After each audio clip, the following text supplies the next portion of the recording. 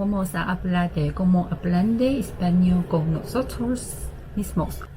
所以呢，有些人会问，到底有没有可能自学会学会一门外语？我觉得完全是有可能的。所以我觉得最近比较春风得意，我居然自学会了西班牙语。所以我想和大家分享一下，就是从我自身的角度出发，就如何自学一门外语，然后我是怎么学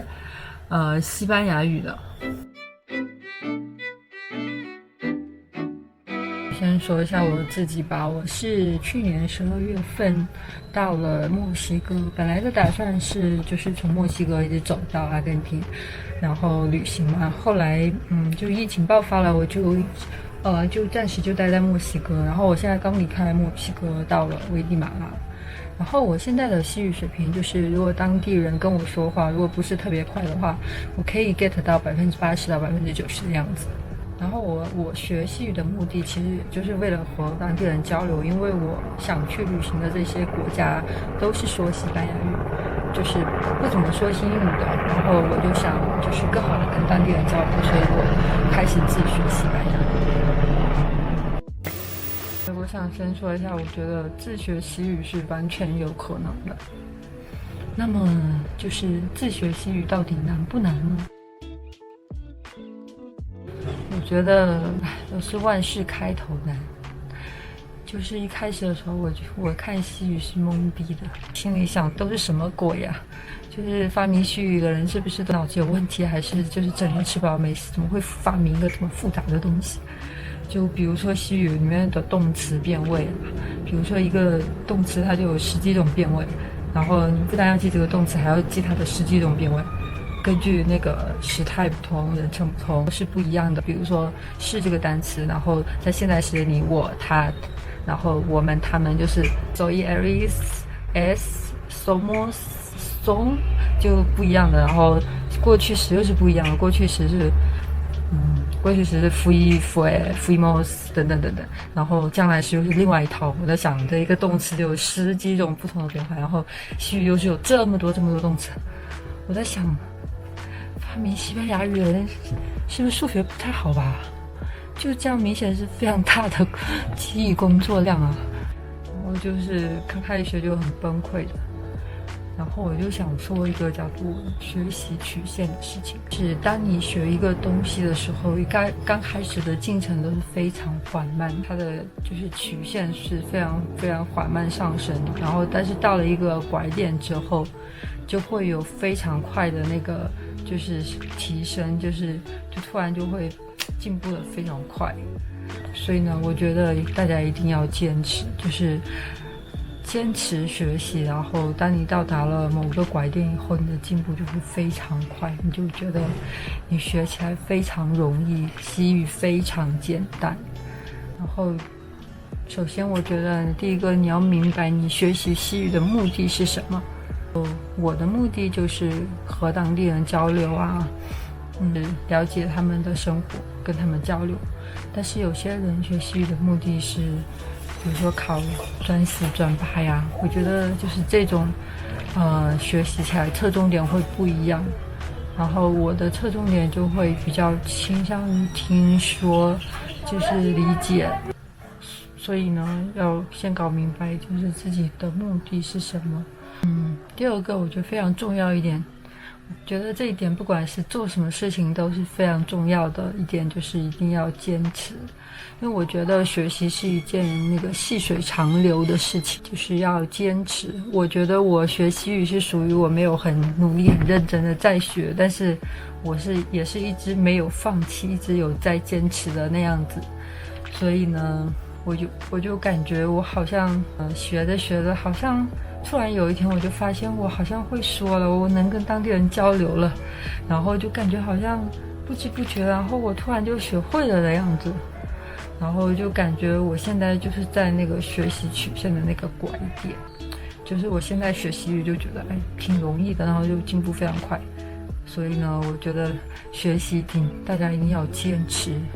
万事开头难，长城不是一天就建成的，真的是坚持就是坚持就是胜利。这句话真的是非常有道理。然后后我个人学西语的过程就是，然后我一开始是在瓜纳华托打酱油上了1-2个周的课，然后每天大概就1个小时或者2个小时，然后后面我就开始自己学，然后我就用那个手机的 APP 学，然后看一看视频教程，然后自己听听力，然后有时候我会学1到2个小时，有时候也有2-3个月就是一直放在一边就没有学。比如说在San Cristobal，我在那个墨西哥San Cristobal自我隔离了3-4个月时间嘛，然后这一段时间我大概每天会坚持1到2个小时，然后后来我又开始继续旅行，我去尤卡坦那边，然后那边很多人都说英语，然后我又把这个西语扔在一边了。后来我又觉得不行啊，大概到9-10月份，我又开始就每天坚持记10到20个单词，然后听3篇听力这样，然后又坚持了一段时间。然后我就感觉我好像突然间就学会了，就是我前几天还在跟 Hugo 那边就抱怨为什么西语这么变态，这么难学，为什么它的单词每个单词都比英语多一个音节，为什么它有这么多动词变位，然后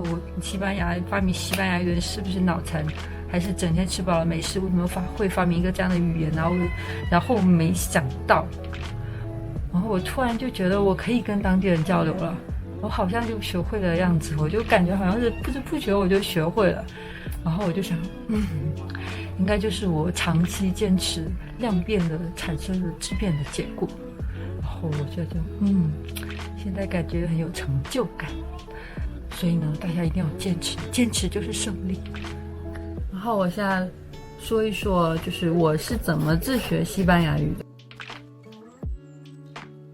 然后我主要就是用了3个 APP 吧，一个是西语助手，然后一个是西语听力，一个是Conjugado。西语助手是一个非常好的 APP， 特别是对于学词汇来说，因为它就像一本字典一样，就对于每一个单词，如果是动词的话，有它所有的变位，理解这个单词，就有这个单词所有的用法、例句。我觉得例句特别好，就便于理解这个单词嘛。然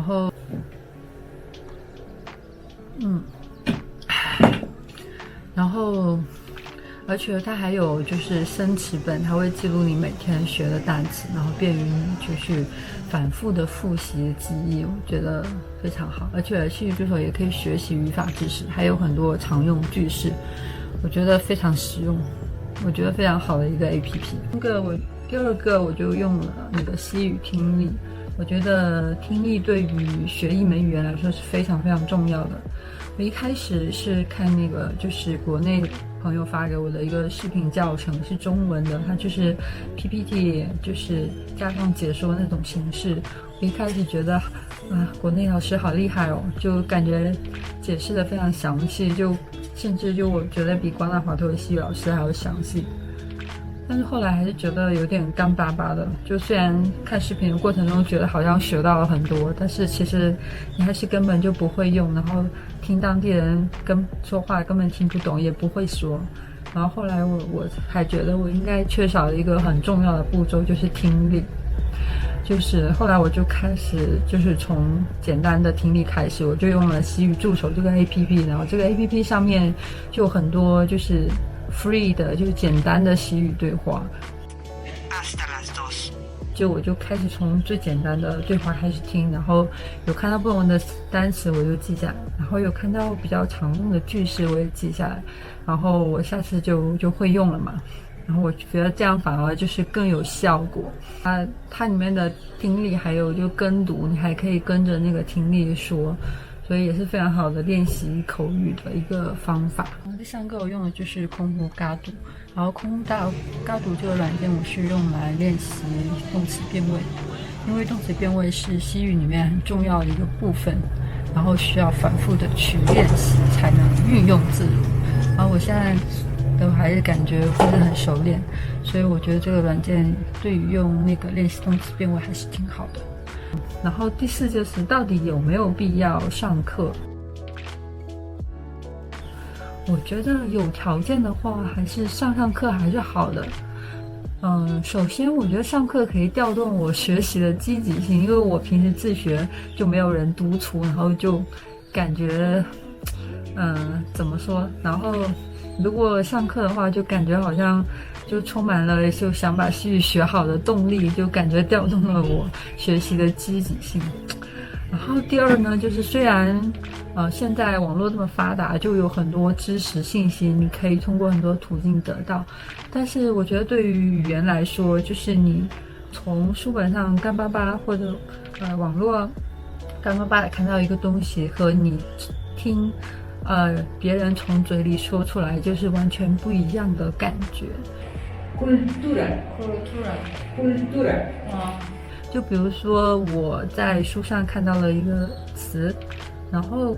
我知道了这个词，但是我很快就会忘记了，我也不知道我该在什么时候用它。但是如果我听到了就是有人从嘴巴里说出这个词，我就会马上恍然大悟，原来这个词是这么用，然后我就会记下来了，然后我下一次就自然而然就会用了。我就觉得，所以说我觉得上课就很多绘画练习，我觉得这个也很重要，或者你也可以有机会就多跟会西语的人就是练习，觉得这个还蛮重要的。第5个我就想说说拉丁美洲的西语学校。首先我觉得拉丁美洲真的是一个非常非常适合学习西语的地方。好渴啊，没咖啡了。然后我觉得首先我觉得拉丁美洲是一个非常好的学习西语的地方，因为这里人都是说西班牙语，有非常好的语言环境。然后其次这里有非常多的西语学校，都是非常便宜的。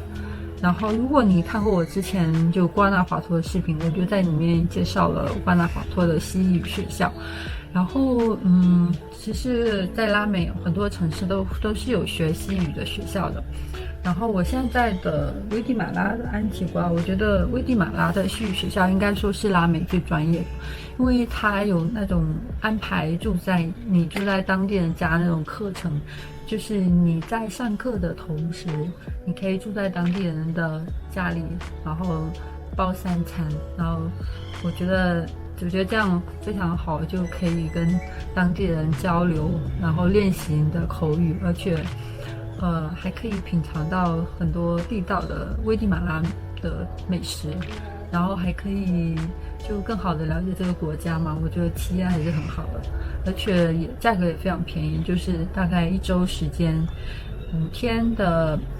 有上5天的课，每天4个小时，然后1周的住宿包3餐，然后大概是100到200美金，我就觉得是挺便宜的。然后最近也在危地马拉就上了1、2周的课，我觉得体验还是很好的。所以我觉得有机会来拉美就是学西语的朋友，我觉得还是挺推荐的。习语言或者学习任何东西或者做什么事，最重要的就是坚持，因为可能会突然有一天你就发现我学会了，就我突然把这事儿做成了，就觉得非常神奇，所以一定要坚持。然后我还拍了一些就是在当地人家里就是住宿学西语的 vlog， 我接下来会把它做出来，然后请继续关注哦。